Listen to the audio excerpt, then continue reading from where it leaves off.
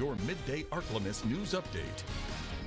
Good afternoon. Thanks for tuning in to NBC News Daily. I'm Jaden Maloney with your Midday Ark-La-Miss update. Well, a West Monroe man is behind bars for a drive-by shooting. Joseph LaPietra III is facing multiple charges in connection to the incident.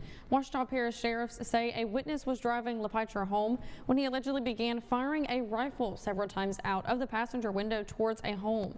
The witness told deputies LaPietra and the victim were having a, quote, family feud for several weeks.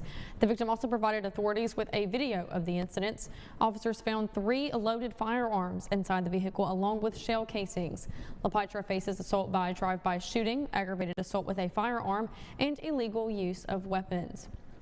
Over in the courts now, Grant Harden, the convicted murderer and rapist who escaped prison, wants his statements to be suppressed. Harden fled the North Central Unit in Calico Rock back in May. He was captured after nearly 2 weeks on the run near the prison. He has been moved to the Varner Supermax unit and pleaded not guilty to a second-degree escape charge.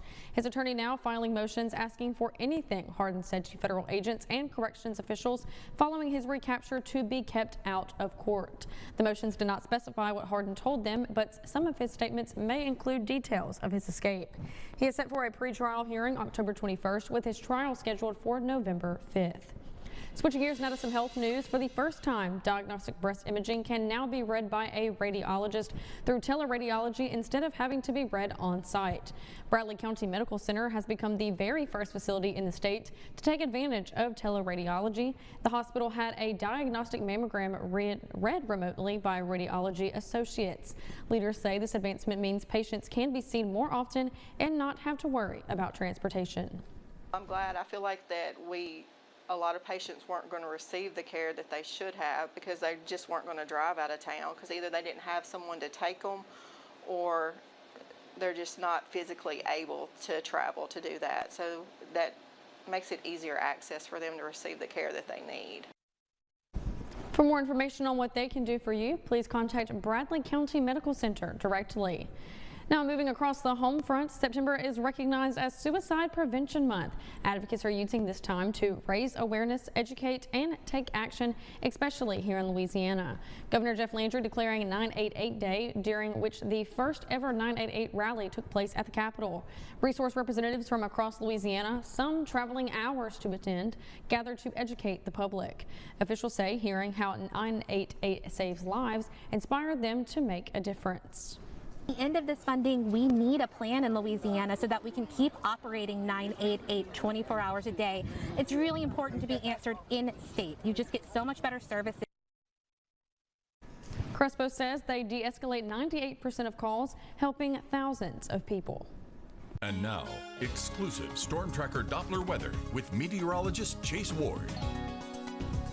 We're going to remain mostly clear throughout this afternoon. Now, there are going to be a few clouds trying to approach from the east, kind of moving along our eastern parishes in the Mississippi River. There will be a disturbance across the northern Gulf, which will result in some pop-up shower thunderstorms across central Mississippi. If it makes its way into our viewing area, might grace our easternmost parishes that lie along the Mississippi River itself. As we kind of go overnight, stay mostly clear. We'll see a few clouds throughout parts of tomorrow as well, maintaining minimum light rain chances as the disturbance will be just down to the south. Temperatures going to be climbing up though, kind of each day. We're going to watch temperatures kind of creep up a little bit from 90 to 92, getting to near 95, and then we kind of just keep building on that as we kind of head towards this weekend. Now through tonight we're going to fall to the mid-60s, mostly clear, Wednesday calm. We'll see a few clouds for tomorrow, still getting plenty of sunshine though, but we are going to kind of just keep gradually popping up these temperatures even higher by a degree or two. And once we head towards Friday, we're already going to be in the mid-90s, and as we start pushing through next week, we'll be pushing up to near 97 for next Sunday, getting very hot.